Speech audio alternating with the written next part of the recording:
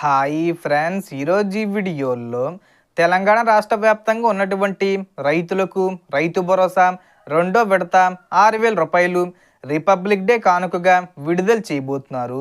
అలాగే కొత్తగా ఎవరైతే ఈ పథకానికి అప్లై చేసుకోవాలని ఎదురు చూస్తున్నారో వాళ్ళకు కూడా అవకాశం ఇవ్వబోతున్నారు. సో దానికి సంబంధించిన పూర్తి ఇన్ఫర్మేషన్ ఈ వీడియోలో తెలుసుకుందాం. అండ్ వీడియో మీద నచ్చితే లైక్ చేయండి ఫ్రెండ్స్. మీరు చేసే ఒక లైక్ వల్ల ఈ వీడియో ఇంకో 10 మందికి రికమెండ్ అవ్వడం జరుగుతుంది ఫ్రెండ్స్. సో దాని ద్వారా ఈ ఇన్ఫర్మేషన్ అందరూ తెలుసుకోగలరు.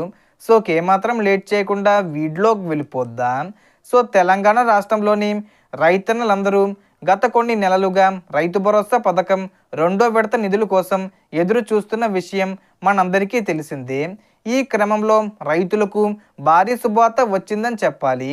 ఎందుకంటే తెలంగాణ రాష్ట్ర ప్రభుత్వం రైతు భరోసా పథకానికి సంబంధించి మళ్ళీ కొత్తగా దరఖాస్తులు స్వీకరించేందుకు సిద్ధమవుతుందని అధికారికంగా వార్తా ప్రకటనలో విడుదలైంది.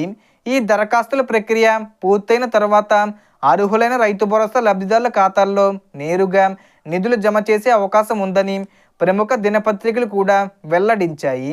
గతంలో బీఆర్ఎస్ ప్రభుత్వ హయాంలో కేసీఆర్ గారు రైతు భరోసా పథకాన్ని ప్రవేశపెట్టి ఎకరానికి సంవత్సరానికి 10,000 రూపాయల చొప్పున రైతులకు ఆర్థిక సహాయం అందించగా, ప్రస్తుతం కాంగ్రెస్ ప్రభుత్వం అధికారంలోకి వచ్చాక ముఖ్యమంత్రి రేవంత్ రెడ్డి గారు ఆ పథకాన్ని రైతు భరోసా పేరుతో కొనసాగిస్తూ ఎకరానికి 12,000 రూపాయల చొప్పున అందించేందుకు నిర్ణయించింది.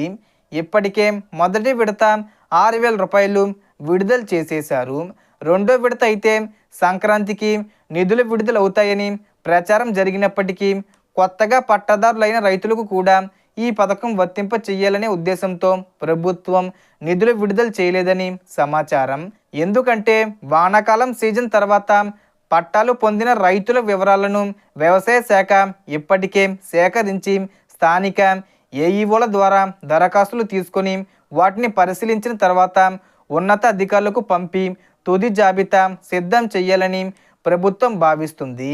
సో కాబట్టి ఈ పథకాన్ని రిపబ్లిక్ డే సందర్భంగా జనవరి 26వ తేదీన ప్రారంభించే అవకాశం ఉంది. అలాగే శాటిలైట్ సర్వే ఆధారంగా నిజంగా పంట సాగు చేస్తున్న భూములకు మాత్రమే రైతు భరోసా వర్తింప చేస్తామని ప్రభుత్వం స్పష్టం చేసింది. ఇందుకోసం వ్యవసాయ శాఖ వ్యవసాయ యూనివర్సిటీతో కలిసి పంట భూములను గుర్తించే పనిలో నిమగ్నమై ఉంది.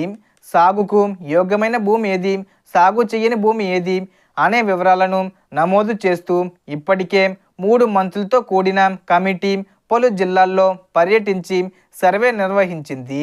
ఈ సర్వే ఆధారంగా అనర్హులను తొలగించి నిజంగా పంట పండిస్తున్న రైతుల ఖాతాల్లోనే రైతు భరోసా నిధులు జమ చెయ్యాలని ప్రభుత్వం నిర్ణయించింది. సో ఈ వీడియో ఇన్ఫర్మేషన్ ఫ్రెండ్స్, మీకు ఈ వీడియో నచ్చితే లైక్ చేయండి, షేర్ చేయండి అండ్ సబ్స్క్రైబ్ చేసుకోండి. Thanks for watching.